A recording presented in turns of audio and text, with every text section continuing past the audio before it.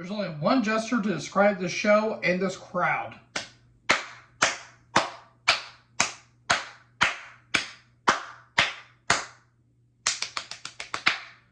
That's not even an exaggeration or a metaphor. This show and this crowd, holy Jesus, Lord, and Murphy.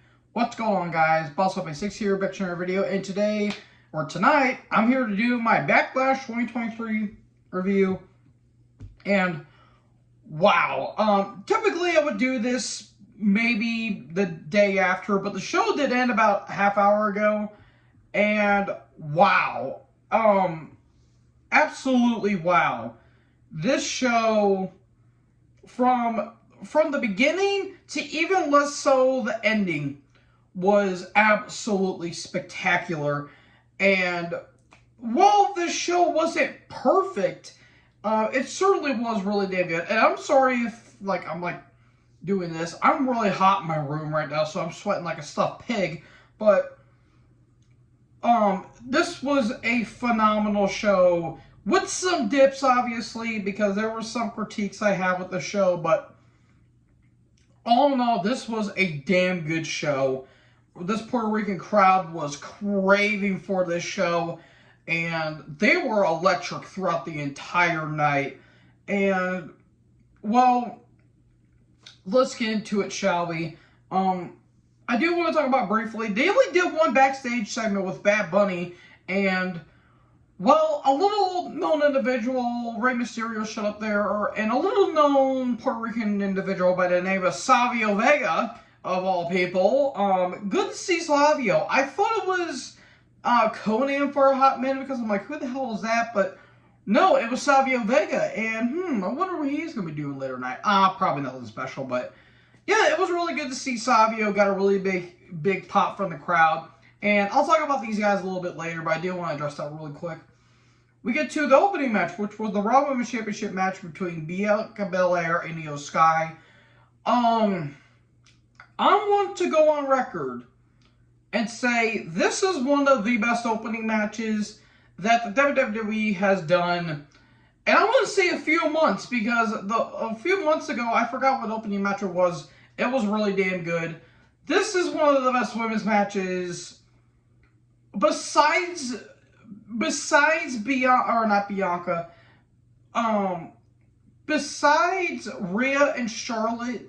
I would say this is the best women's match of the year so far, because holy God, this crowd was hot for Io. They weren't shaming Bianca that much. They were starting to boo her, which maybe possibly they may turn her heel down the road, which it's not really her fault. It's just the way they've been booking her. And I think the crowd's be like, okay, we've seen it before, we've seen it again. She defies all odds and all that stuff. Kind of getting some Super Cena-like gestures. But honestly, that's not really fair to Bianca. But holy Christ, this was absolutely amazing. This is without a doubt Io Shirai's best match she's ever had. Which is saying a lot, because she's had a lot of damn good matches. This is arguably Bianca's best match, because her and Io freaking tore the house down with this match. This was a phenomenal match from start to finish. There were a couple times where it looked like Io was going to get the win, even with Damage Control coming down, and Bayley and holy, they looked pleasant, to say the least. I'm just going to put it there. This was really damn good stuff. This went about 20 minutes, and if it did, I don't think the crowd would have complained. But Bianca went over, and you were getting boos. So she may be getting some Super Cena-like hate, but regardless, this was an absolutely great match. Honestly, if it wasn't for another match, this was the best match of the entire show. And yeah, great stuff all around. And then we get one of the criticisms I have about the show. Seth Rollins versus Omos with MVP. Now, I want to say the match itself was actually not that terrible. It was a typical David versus Goliath, even though the feud was non-existent and this was a thrown-together match. The crowd was into it for the most part. the biggest complaint I have with it, this went 10 minutes. This went 10 minutes, and there's another match that could have been a lot longer than it actually was, but this could have been 5 minutes. Cut this match in half, you would have been fine. It felt like it dragged a couple times, but they did their stuff. They really did. Rollins was over with the crowd. Almost did his typical big man stuff. Almost kicked out of 2 stomps. But a super stomp. And there you go. Rollins wins. Probably... Well, no, there's another match that really wasn't that great. Probably the second weakest match of the night, because at least it didn't go on as long as another match I'm going to be talking about. But could have been this could have been cut in half. It could have been 5 minutes. It really didn't need to go 10 minutes. But I felt like they were kind of stretching for time in some ways, which is like, okay, I don't know why. But regardless, Rollins wins. We kind of knew. And I want to say real quick, I only got 1 match wrong, which... That's kind of shocking. I figured I was going to get a couple wrong, but... Anyways, let's go into the triple threat match for the U.S. title. Theory versus Lashley versus Reed. For a triple threat match, it went only 7 minutes. You could have taken the probably 5 minutes from the Rollins and Omos match and put it on here, because for the 6.5 minutes, like 6 minutes and some change this match had, it was actually pretty damn good. It was actually pretty solid. Yes, I'm not a Theory guy. I'm really not. I think he's incredibly mid. He's boring. He's a hell of a talent, but that's about it. He did his stuff. He got his stuff in where playing the chicken shit heel and getting the dirty pins and all that stuff. But the stuff with Lashley and Reed was like the big highlight of this entire match. Reed is slowly becoming the Bam Bam Bigelow of modern times. Like, this guy is doing big guy stuff that cruiserweights would do. Like, it's absolutely phenomenal. At one point, he did like a springboard like splash onto like he did like a springboard Vader bomb on the Lashley on the outside, which I don't know how Lashley's shoulder was still intact. There was a point where frickin' Reed hit a tsunami. It looked like he landed on Lashley's head. Which, that looked brutal. And Reed even did a frickin', he did a moonsault, like, holy Christ. But Theory, throws Lashley out, Lashley hits a spear on Reed. Theory wins. I kind of knew why, because you didn't want Lashley to look weak. You want Theory to still win, and Reed's going to Raw, so... Reed is starting to get over with the crowd. I think they're going to start turning him babyface. And if they do, put him in a feud with Walter. Put him in a feud with Gunther. Because, honestly, those two could probably tear the house down with the matches they would probably have. Because they have had matches in the past. I think in PWG when Reed was Jonah at one time. Do those matches. Do those big man matches where they stiff the shit out of each other. And then we get to the SmackDown Women's Championship, Ripley versus Vega.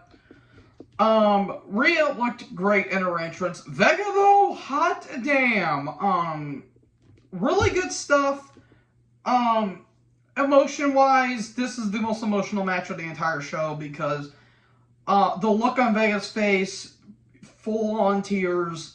This meant a lot to her. I really loved her entrance too. Her entrance looked really cool. She looked like a Puerto Rican Wonder Woman in some ways, without like the golden locks and all that stuff. And I'm not trying to say that to, besmirch her name at all. She just kind of looked like Wonder Woman without the golden hair. And she kind of reminded me of Sasha a little bit with like her hair and all that stuff, and kind of the gear she was wearing. The match itself, it was basically a squash. Rhea playing like the full-on bully in this match, and Vega getting her whole spots, even hitting a 619 at one point. The crowd was really behind her, but Riptide, it looked like Rhea freaking pinned her like an accordion, basically. And there you go. Rhea retains, but the aftermath of the standing ovation for Vega, really good stuff. The most over Vega has been. This was some good stuff, really good stuff. Match itself, mainly a squash, but overall, emotion-wise, really damn good stuff. And now, we get to the entertaining part of the entire show. Bad Bunny versus Damian Priest in a San Juan street fight. I've made my intentions clear. Bad Bunny has impressed the hell out of me, especially with his first match with Priest, ironically enough, against Morrison and Miz at Mania 37. His performance at Rumble was short but sweet. This is his best showing without a doubt because this was given a lot of time. This was the longest match of the entire show. This was 25 minutes. And yes, smoke and mirrors abound, but what are you going to do? You ain't going to have someone with a regular match. Well, you can do that with Paul because at least with Logan Paul, he's a kind of a more natural athlete. With Bad Bunny, you're going to have a little bit of smoke and mirrors and all that stuff, but holy sweet Christ, Bunny got some brutal shots here on Priest, and Priest got a little bit of revenge on his mind too. I like Bunny's entrance. Bunny got the biggest reaction out of the entire show, where he comes out, he's got the shopping cart. He basically took a page out of Raven's playbook. I don't know how Raven would have felt about that. Well, the match wasn't great. Actually, no, I lied. No, it was kind of good. Actually, no, really, it sucked. I'm just kidding. Love you, Scotty. Yeah, the match itself, pure fun. I will admit, it did drag a couple times, but it still kept that entertaining value to it. But Jesus, Lord of mercy, the freaking kendo stick shots. A chain got used, an axe handle got used. Bunny just basically, every time he gets hit with a move, it's like he got shot, basically. His selling was really damn good. And a big shout out to Priest for making him look like $1 billion. A really big shout out to Priest. I'm willing to bet he got a massive bonus in his paycheck. At the beginning of the match, just Priest gets hit nonchalantly with a Michinoku driver out of nowhere. Bunny's showing off really good athleticism. Like, he hit him with the Falcon Arrow at one point, which was pretty damn good. Then they go to the outside, and Priest just hits a freaking Falcon Arrow of his own threw some tables off of an equipment case. That looked bad. And basically, Bunny looked like he was dead. I felt like he could have sold it a little bit more. Like, he was still crawling on stuff, but he was still selling. There was a couple, like why moments. Like, why was Bunny getting weapons underneath the ring where he has a full-on shopping cart? Priest's knee got targeted at one point with a freaking chain and even a chair shot to at one point. And then you get the moment where Priest's like, no, I'm really hurt. And then you get the Judgment Day involved with Dominic and Finn. The Ray comes out to no use. All of a sudden, Carlito shows the hell up out of nowhere, which got a massive pop. I was like, what the hell? We haven't seen Carlito since what, Royal Rumble? Well, no. He made his return 2 years ago at the Rumble, and then he had a match with Hardy on a random Raw, and then he just kind of just went away. Honestly, I'm all for another Carlito run because I really like Carlito. I thought his run was pretty damn good, even though it kind of tapered off at the end. That got a massive pop. And then Judgment Day are trying to run away. But then Savio Vega shows up and the LWO show up and it's a full-on beatdown. And Finn gets away with it, but Savio does the chops and he does his shtick and the crowd goes nuts over it. Now, towards the end, after the chicanery, I felt like the match could have ended there. Where Priest is about to go with like the South of Heaven, then Bunny hits the Canadian Destroyer. And then there you go. This is the best example, one of the best examples of overbooking done right. But I felt like they could have ended a little bit sooner than later. Like, Priest gets hit, Priest gets put in the figure four, but he gets out of it.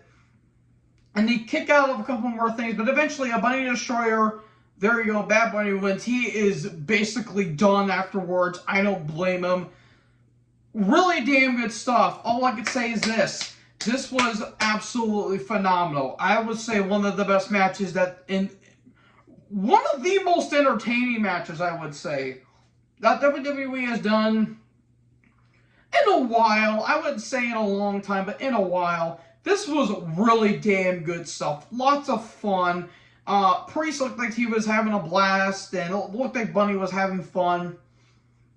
This was all in all damn good stuff. One of the best matches of the year, and one of the best WWE matches in my opinion. And then we hit a freaking roadblock with the next match. The Bloodline, Solo Sikoa, and the Usos versus Matt Riddle, KO, and Sammy. This is the worst match of the show because why did this match go 22 pissing minutes? Look, the match itself wasn't terrible per se. The big problems with the match. One, we've seen this match before in so many other variations that I didn't care. Two, it was a bit boring. And three, it was so damn long. And this crowd was out of it. And the main event should have been a street fight, because you could have sent the crowd off in a big hurrah and all that stuff. But I don't know. I just felt like the crowd was just done after that street fight. If this match was probably 15 minutes, I could have been fine with it. But it went on for freaking 22. And I was exhausted afterwards. The only highlight is that there's now tension between Solo and Jay. And the Bloodline won, which I'm like, okay, that shocked me, but I'm sorry, this match really wasn't that great. I was really not invested in it. But it was the worst match of the night by far. And then we get the main event, Cody versus Brock. As much as I really wasn't invested in the match itself was actually kind of entertaining for what it is, where Cody got a jump start on Brock, and even at one point, Cody was like walking like this, like he's got a stick up his ass, which was pretty funny. Trying to beat down Brock before the match starts, which was a smart strategy. But Brock just freaking tossing Cody around like a sack of potatoes. Like, Cody goes for the Cody cutter, but Brock just gets him out of midair and puts him in a suplex. That was really damn good stuff. Brock just freaking, again, he's throwing around Cody like a rag doll. But then we get to a spot where Cody rips off the turnbuckle pad, and Brock goes right to the turnbuckle and immediately gets cut, and it looked bad. Oh my god, it looked bad. Brock got busted open badly. That was one of the worst. Like, in terms of modern stuff, that was a really bad cut in terms of hard way. So Cody is hitting all of the stuff on Brock. Two crossroads, but a kick out. Okay. Brock gets an F5, but a kick out. Brock locks in the Kimura. Brock's shoulders gets pinned, 1, 2, 3, and Cody wins. Okay. I can understand why they did that finish, but it kind of felt anticlimactic. Like, the match itself was going good for what it is, but the ending itself was very weak. But I think I understand why they either called an audible, or they wanted to go a little bit more, but I think they were running low on time, so they had to do something on the fly. So I can understand that. It's just like, okay, the finish was a bit dull, but I can kind of excuse it for this because Brock did look really bad when he got busted open. So, all in all, this was a damn good pay-per-view, though the last two matches left a lot to be desired. So, I'm giving this an A. I thought this was a damn good stuff. Despite the 6-man tag and the weak ending to the show, I thought this was a damn good show from start to finish. Even Seth and almost had us most, even though it shouldn't have went 10 damn minutes. Good stuff. Really good stuff. So yeah, thumbs up there. So anyways, what did you guys think about the show? Let me know in the comment section below. Make sure you guys leave a like, leave a comment, tap that big red subscribe button, and tap the bell so when I upload, you guys will be notified. Thank you guys so much for watching this video, and most importantly, join the herd. Talk to you next video. Peace out.